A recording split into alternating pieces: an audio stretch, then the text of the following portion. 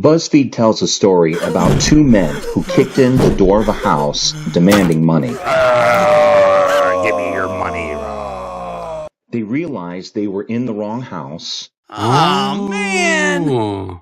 Apologized, gave the owners cash to fix the door. Sorry, here. Take some cash. And left. Wow. We'll just be on our way then, and goodbye. If only all intrusion stories were amusing. One not-so-funny tale is where God created the world, put man on it, and man rejected the God who created him. Thus, the relationship between God and man ended. The story continues. God wishes to restore the relationship which was lost.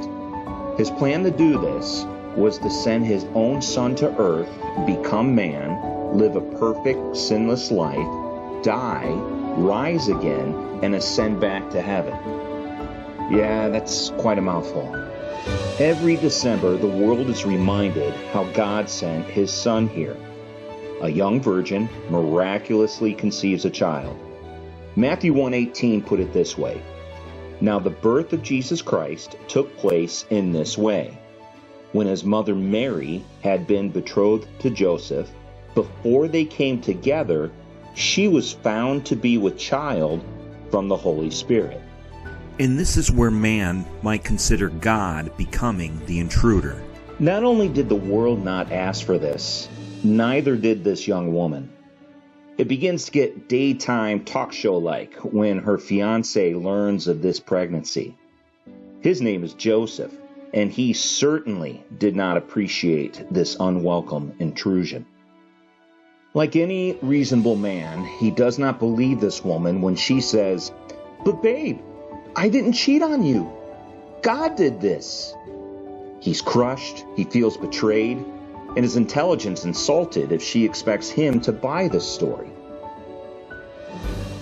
It is the fourfold response to this uncanny intrusion into his life we find encouragement. Number 1, Joseph was composed. Matthew 1:19 says, "And her husband Joseph, being a just man and unwilling to put her to shame, resolved to divorce her quietly." Man, did he adore her. Solomon writes, jealousy is the rage of a man. Throughout history, infidelity has been an issue causing intense behavior, including murder. He could have turned his pain into something vindictive and humiliate his bride-to-be. Instead, he chose to remain calm. Contrary to the impression some have, temperance does not show one to be weak. Rather, it shows strength, and Joseph displayed it. Please note, this is not an aspect of one's personality. This is a choice he made. When I suggest the first observation is Joseph was composed, he exercised restraint. Number 2, Joseph contemplated. The beginning of verse 20 says, "But as he considered these things." The King James Version says, "But while he thought on these things." So Joseph exercised restraint multiple times. I'm assuming by taking a deep breath, exhale, and remaining calm. Doing so enabled him to simply think. And this is life-saving. Thomas Fuller said, "It is for want of thinking that most men are undone." The art and discipline of thinking is something truly underestimated. Consider its impact on the life of one of America's greatest presidents.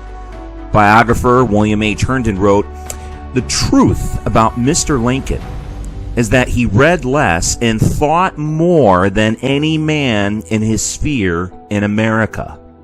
He was concentrated in his thoughts and had continuity of reflection." You see, this is something Joseph exercised, and it spared unnecessary exacerbation of his pain. Number 3, Joseph caught.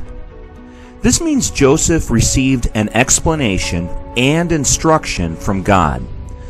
Note the rest of verse 20.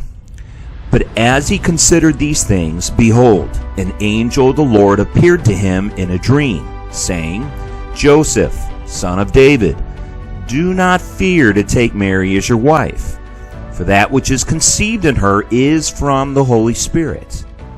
In verses 21 through 23, it explains that she was to have a son. His name is to be called Jesus, what that name means, and that it was the fulfillment of prophecy. Though I'm sure, as sweet as Mary was, Joseph could not get past 2 facts. Number 1, she was pregnant. Number 2, he had yet to have sex with her. His conclusion was reasonable.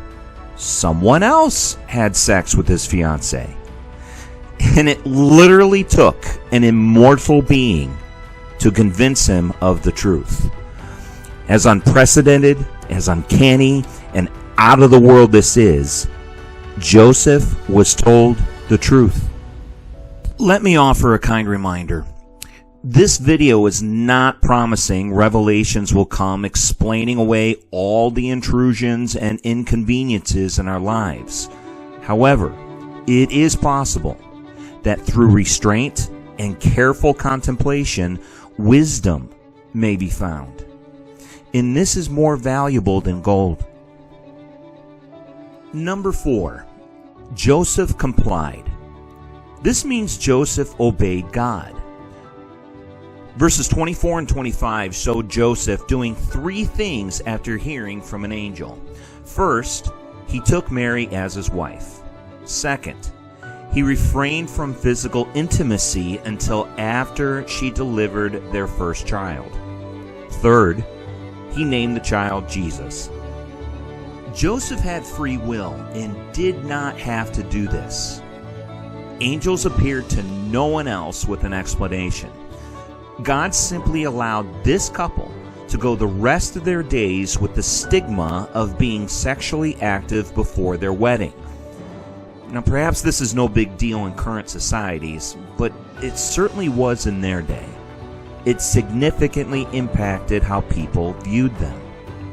This couple chose to satisfy an audience of 1, regardless of what it did to their reputations. Go figure. Some claim following God is easy or sissy-like. And there it is. It is out of God's love He reaches out, while we're not seeking Him. Now, if we're selfish, we deem God's outreach an intrusion.